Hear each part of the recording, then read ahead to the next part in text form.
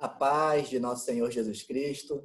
Eu sou o pastor Rodrigo Figueiredo. Darei início a mais um estudo bíblico sobre o livro do Apocalipse e escatologia. Estudo bíblico da Primeira Igreja Batista no Andaraí. E nós falamos em nossa última aula sobre as 7 taças do Apocalipse. E vimos no estudo sobre as 7 taças que as mesmas possuem relação com as 7 pragas com as pragas do Egito. Então, as 7 taças do Apocalipse possuem relação com as pragas do Egito. Montamos um quadro comparativo e mostramos isso. E até mesmo argumentamos que as 7 taças traziam as últimas pragas, né? E falamos também que as 7 taças possuíam relação com as 7 trombetas, já que no estudo que falamos das 7 trombetas, argumentamos que as 7 trombetas também possuíam relação com as pragas do Egito. E falamos que essa história, desde a primeira vinda de Jesus até a sua segunda vinda, ela é recapitulada no livro do Apocalipse. Ela é recontada várias vezes. E cada vez que ela é recapitulada, um foco novo é abordado. Novas informações vão sendo apresentadas. Havendo assim, progresso e intensidade nessa revelação. Por exemplo, nas 7 trombetas, nós percebemos que 1/3 dos elementos foram afetados. Exemplo, 1/3 do mar foi afetado. Já nas 7 taças, a totalidade é afetada. Até mesmo porque nas 7 taças nós temos as últimas pragas. Então, é a totalidade afetada. E quando lemos o texto da última taça, da 7ª taça, o texto vai trazer aqui um personagem que já vem sendo apontado no livro do Apocalipse e sendo explicado aos poucos, que é a Babilônia. E o texto de Apocalipse 16, 19 vai dizer o seguinte: a grande cidade foi fracionada em 3 partes, e as cidades das nações se desmoronaram. Deus lembrou-se da grande Babilônia e lhe deu o cálice do vinho do furor da sua ira. Então, olha só, a grande Babilônia, ela tem o seu juízo aqui, porém, o juízo da Babilônia já ocorreu lá atrás, está sendo recapitulado aqui. No capítulo 14, é dito que a grande Babilônia havia caído. E aqui, novamente, a grande Babilônia, ela cai, sendo que aqui, com progresso e intensidade, são apresentadas novas informações, dizendo que a grande Babilônia é a grande cidade. Que grande cidade é essa? O capítulo 17 do livro do Apocalipse vai nos dizer. Como eu havia falado, olha só, no capítulo 14, a grande Babilônia já havia caído, Um segundo anjo o seguiu dizendo: caiu a grande Babilônia, que fez todas as nações beberem o vinho da fúria da sua prostituição. Então, ela tinha o vinho da prostituição, capítulo 14 diz isso. No capítulo 16, é dito que ela é a grande cidade. Então, novamente, a Babilônia cai, é recapitulada a queda da Babilônia. E agora, no capítulo 17, vai ser dita quem é essa grande cidade. Então, vai ser recapitulada novamente a queda da grande Babilônia. E vai dizer o seguinte: um dos 7 anjos que tinham as 7 taças aproximou-se e me disse: venha, e eu lhe mostrarei o julgamento da grande prostituta. Olha só, prostituição. A grande prostituta, que está sentada sobre muitas águas, com quem os reis da terra se prostituíram.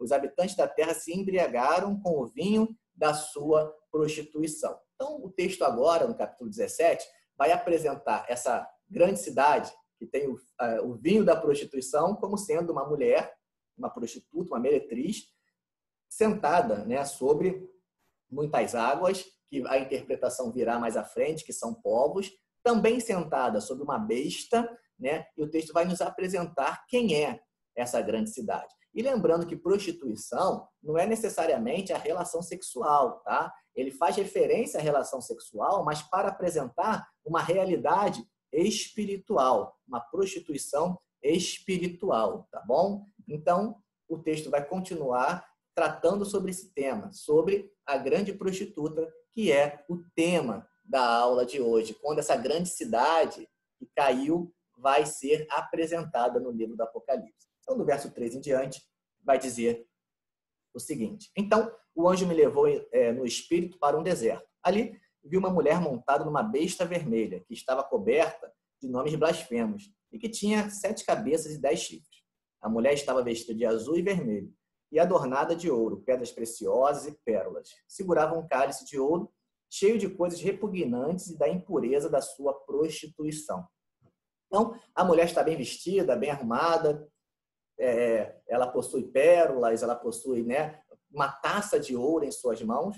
Porém, o texto vai dizer que essa taça continha coisas impuras, né, coisas repugnantes. E impureza, ela pode ser entendida em 3 níveis, pelo menos. Impureza física, eu estou sujo, impuro, né, uma impureza física, né, sujeira. Impureza ritual, e que às vezes, como consequência da impureza física, né, você estava, em termos litúrgicos, impuro de participar daquela celebração. E impureza também moral, né, ou espiritual, né, pensamentos, né, enfim, ações que são impuras diante de Deus. E aqui, olha só, a metáfora é bem forte que João está apresentando, de uma prostituta que se relaciona com as nações e que, do resultado dessa relação que ela tem com as nações, com as pessoas, ela enche um cálice com a impureza da prostituição. Então, né, a imagem é essa, né, forte, da relação que ela possui com as pessoas. O resultado dessa relação enche essa taça, né? Então, é impureza nesse sentido. É uma cena forte que João está nos apresentando aqui dessa mulher. E continua dizendo que em sua testa havia esta inscrição: Mistério, Babilônia a Grande, a mãe das prostitutas e das práticas repugnantes da terra. Então, olha só, Babilônia aparecendo aqui mais uma vez. E ele vai dizer, e essa Babilônia aqui, ela faz referência ao quê? A Babilônia, lá da antiguidade. A Babilônia, cidade que se tornou um grande império, o Império Babilônico. O Império Babilônico, que no século 6 a.C., invadiu Israel, especificamente o Reino do Sul, e destruiu Jerusalém, destruiu o Templo de Jerusalém e levou alguns judeus cativos para a Babilônia, e dando início ao chamado cativeiro babilônico. Então, da mesma forma como lá no passado, uma cidade, né, um império, ele oprimiu o povo de Deus, hoje, na época de João, existe uma cidade, existe um império que também oprime o povo de Deus. É essa referência que ele está trazendo aqui. E vai dizer que viu que essa mulher estava embriagada com o sangue dos santos, o sangue das testemunhas de Jesus. Então, a perseguição fazendo parte aqui. Assim como foi no passado, a época de João, existia uma grande cidade que oprimia, que perseguia e que martirizava os cristãos. Quando a vi, fiquei muito admirado. Então, o anjo me disse: por que você está admirado? Eu lhe explicarei o mistério dessa mulher e da besta sobre a qual ela está montada, que tem 7 cabeças e 10 chifres. Então, esse texto do Apocalipse, ele é interessantíssimo, porque ele mesmo nos dá a explicação dos símbolos ali apresentados. Então, nós temos já aqui um acúmulo, né, um somatório, né, de elementos que estão sendo apresentados, e aqui o autor ele vai explicar detalhadamente o que cada um deles significa, o que nos ajuda a entender esse texto do Apocalipse no seu contexto. E vai dizer então na explicação: a besta que você viu era e já não é. E aqui você tem uma referência, né, mesmo que sendo uma referência errônea, digamos assim, né, uma paródia, uma imitação mal feita, né? Mas você tem uma referência aqui a Deus, né? Quando Deus se apresenta a Moisés e diz: eu sou. Né? Então, Deus é aquele que é. Ele vai dizer que eu sou aquele que era, que é e que há de vir. E perceba, a besta não é. Né? Vai dizer que a besta era e já não é. Enquanto que Deus é o que realmente é. Então, aqui, olha só, mais uma vez, a relação entre Deus, que deve ser cultuado, adorado, e a besta, que não é Deus, que não deve ser cultuada, que não deve ser adorada. Ela está para subir do abismo e caminha para a perdição. Então, se a besta não possui relação com Deus, com quem ela possui relação? Quando chegarmos mais à frente e falarmos sobre Satanás, mais uma vez, nós perceberemos que o dragão, Satanás, ele ficará preso no abismo e sairá para a sua perdição, assim como a besta. A besta também, ela possui, então, relação com Satanás. Ela não possui relação com Deus, ela não é. Deus é o que é. E a besta está no abismo, assim como Satanás, e sairá como Satanás, mas sairá para a sua perdição, assim como Satanás. Então, ela possui relação com Satanás, com o inimigo. Os habitantes da terra, cujos nomes não foram escritos no livro da vida desde a criação do mundo, ficarão admirados quando virem a besta, porque ela era, agora não é, Deus é o que é, e entretanto virá. E aqui está o texto, né, de Êxodo 3,14, quando Deus se apresenta a Moisés. Disse Deus a Moisés: eu sou o que sou. É isto que você dirá aos israelitas: eu sou, me enviou a vocês. E eu sou é o verbo ser no presente, né? Em hebraico é Yod-He, Vav-He, né? Y-H-W-H, que nós transliteramos para o português e aportuguesamos na pronúncia como Javé. Javé é o verbo ser no presente, é o nome de Deus, como ele se apresenta. Eu sou, né? E que em Apocalipse 1:8 vai dizer: eu sou o Alfa, o Ômega, diz o Senhor Deus, o que é, o que era e o que há de vir, o Todo-Poderoso. Então, Deus é o que é, a besta não é. Só Deus é o Todo-Poderoso. Aqui se requer mente sábia. As 7 cabeças são 7 colinas, sobre as quais está assentada a mulher. Então, a mulher é a grande cidade, né? É a grande cidade, e aqui vai dizer que ela está sentada sobre 7 colinas. E se nós olharmos a geografia de Roma, nós perceberemos que Roma possui também 7 colinas. Inclusive, Roma era conhecida como a cidade das 7 colinas. E mais do que isso, nessa moeda da época do Império Romano, nós temos na cara, né, a figura do governante, e na parte de trás, né, nós temos ali essa imagem de uma mulher sentada sobre 7 colinas, né? É a mulher sentada sobre 7 colinas e embaixo o nome da mulher. E qual é o nome da mulher? Roma, né? Roma é a cidade das 7 colinas. Então, aqui nós temos uma explicação contextualizando, né, a mensagem do Apocalipse com a época, o que faz todo sentido. Por quê? João escreve esse texto para igrejas na Ásia Menor. Igrejas que estavam sendo perseguidas. Igrejas que estavam diante de um império que propunha o culto ao imperador. Porém, o culto é somente a Deus, que é o que é. A besta não é. A besta não deve ser adorada, né? Então, o texto traz consolo, traz esperança, dizendo que perseverem, mantenham-se firmes, porque a vitória é certa no nome do nosso Senhor e Salvador Jesus Cristo. Então, é uma mensagem de consolo para os cristãos daquela época, assim como continua consolando os cristãos no decurso da história até os nossos dias. Continua sendo palavra de Deus para as nossas vidas hoje e continuará sendo até a segunda vinda de Jesus, até que então a besta escatológica final, o último, né, o último inimigo escatológico se levante. Então, nós percebemos esse texto falando desde a primeira vinda de Jesus até a segunda vinda de Jesus, porque não faria o menor sentido João escrever para igrejas que estão sendo perseguidas pelo Império Romano, perseguidas, sendo aprisionados, sendo martirizados, perdendo seus negócios, perdendo as suas vidas, e falar para eles: olha só, infelizmente vocês nasceram numa época errada, vocês nasceram no primeiro século, então para vocês eu não tenho nada para revelar não. Mas lá no futuro, lá vai ter sim uma comunidade que essa nasceu no momento certo. Então ela sim, nós temos uma palavra para ela. Para vocês, infelizmente, não. Vocês só guardem esse texto. Por favor, guardem esse texto, não percam ele, para que no futuro chegue nas mãos dessas pessoas. Não faz o menor sentido, né? O texto fala com o povo de Deus. Desde o primeiro século até a volta de Jesus, continuará falando.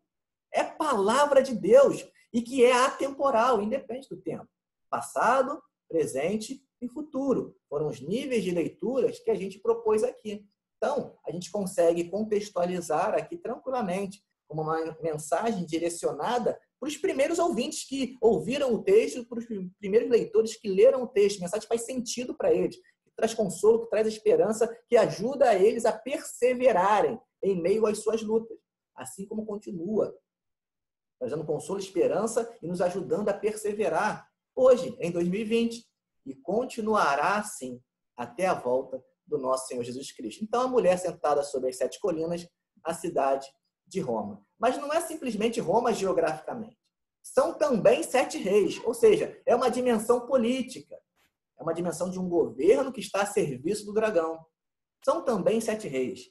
5 já caíram. Um ainda existe. E o outro ainda não surgiu, mas quando surgir, deverá permanecer durante pouco tempo. A besta que era, agora não é. é o oitavo rei. É um dos 7 e caminha para a perdição. Aqui existem várias possibilidades de interpretação de quem seriam esses reis. A minha intenção, nesse nosso estudo aqui, não é bater martelo, não é definir qual é a interpretação correta. Tá? Para mim, o que interessa é que todas as interpretações entendem que trata-se de um governo político, né? De um governo a serviço do dragão, que é Satanás. Então, para mim, isso aqui é o que basta. Por exemplo, a Roma é dividida em 3 momentos.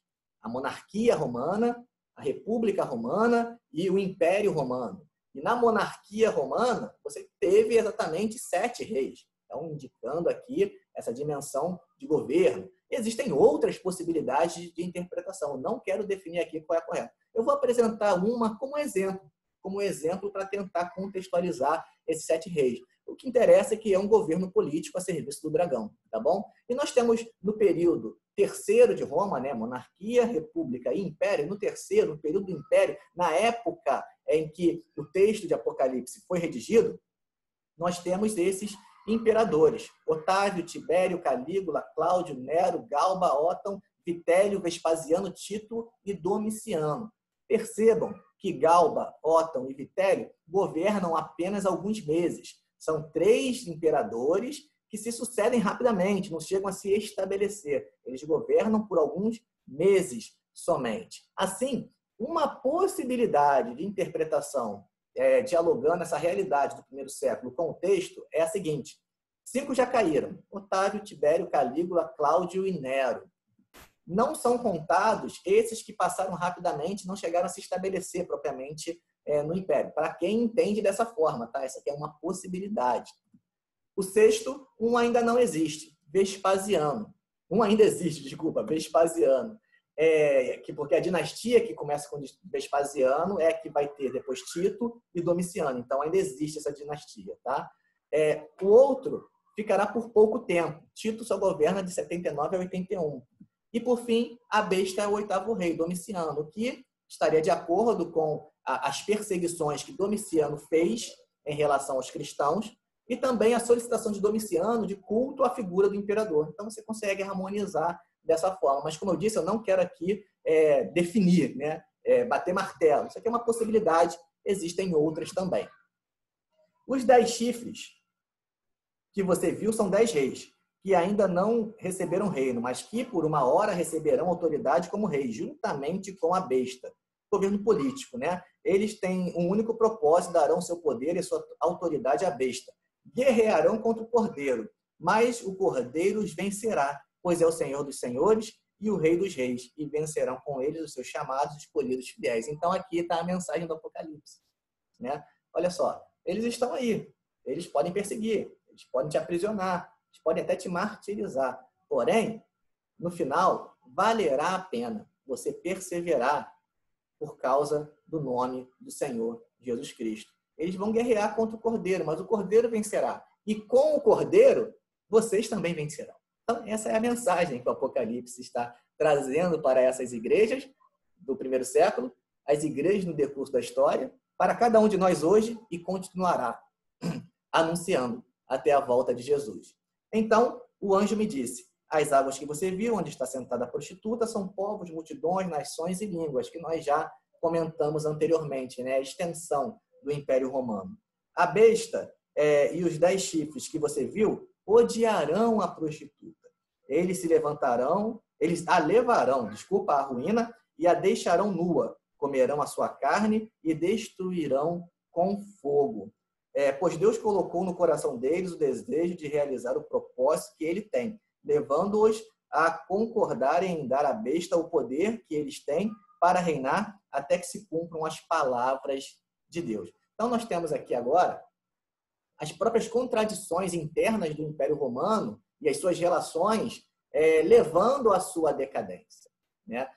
E aqui há uma referência à lá antiguidade, à época também que ocorreu o exílio na Babilônia, quando o Senhor vai trazer uma palavra para a cidade de Jerusalém, vai trazer uma palavra para o povo de Deus. E olha só o que o Senhor vai falar para o povo de Deus em Ezequiel, capítulo 16. Capítulo 23 também tem um texto interessante sobre esse tema. Eu trago aqui o 16 e alguns versículos para a gente não prolongar muito a nossa argumentação, mas só para mostrar essa mesma cena lá de Apocalipse sendo narrada lá em Ezequiel, que muitas vezes aparece em Apocalipse, né?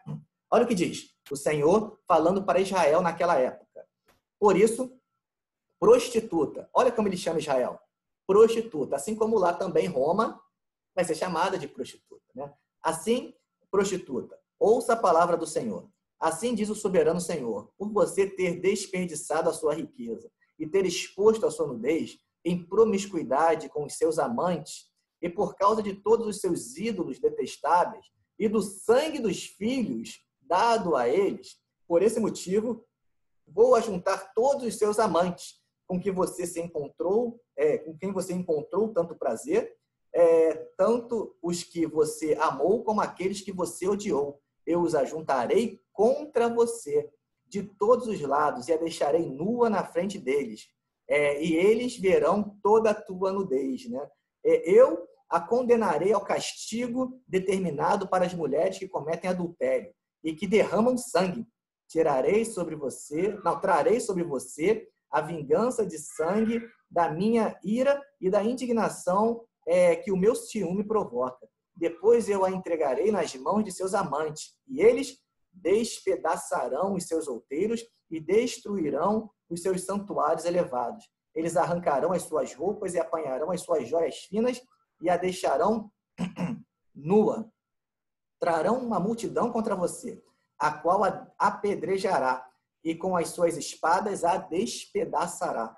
Eles destruirão a fogo as suas casas e lhe infligirão castigo à vista de muitas mulheres. Porém, fim à sua prostituição, e você não pagará mais nada aos seus amantes. Então, olha só, o texto mostra aqui a figura de Israel como sendo uma prostituta. Uma prostituta que trai o Senhor com outras nações, com outros reis, né? E receberá, então, castigo vindo dos próprios amantes. Né? No caso, o próprio Império Babilônico levou o povo de Deus do Reino do Sul para o cativeiro. Então, eles se voltaram contra ela. Né? E aí você tem sangue sendo derramado, você tem sendo despedaçada, você tem todos os elementos que aparecem também na condenação da prostituta Roma, lá no livro do Apocalipse. É o mesmo paralelo aqui sendo traçado. É que, de alguma forma, realmente ocorreu. As alianças políticas do Império Romano, as contradições do Império Romano, levaram o Império Romano à sua queda. Né? Os próprios reis que vieram a fazer parte do Império Romano, nas chamadas invasões bárbaras que ocorrerão, eles mesmos irão se rebelar, se revoltar e irão lutar, né, contra o domínio do Império Romano. Então, isso, de certa forma, aconteceu na história. Mas a questão aqui não é exatamente essa. A questão aqui é mostrar o paralelo entre um anúncio de juízo feito por Deus lá em Ezequiel para a cidade de Jerusalém, como um paralelo para o anúncio de juízo à grande meretriz, à grande prostituta, a cidade de Roma, no primeiro século, no texto do livro do Apocalipse. E então o texto vai para o final dizendo exatamente quem é a mulher. A mulher que você viu é a grande cidade. É a grande cidade que reina sobre os reis da terra. E a gente consegue concluir, então, esse texto fazendo referência ao Império Romano, à cidade de Roma, e não simplesmente à geografia, mas ao governo político que estava a serviço do dragão, Satanás, e que perseguia e que oprimia o povo de Deus, dizendo que a vitória era certa no Cordeiro, porque o Cordeiro venceria e com ele, com o Cordeiro, os seus escolhidos, com ele, o povo de Deus. E assim a gente conclui o nosso estudo bíblico de hoje sobre a grande prostituta. E na aula da semana que vem, nós continuaremos falando agora sobre essa queda, a queda da grande Babilônia, a queda da grande prostituta. E assim a gente encerra o nosso estudo bíblico de hoje sobre o livro do Apocalipse e Escatologia. Desejo a todos um domingo abençoado e fiquem todos na paz do nosso Senhor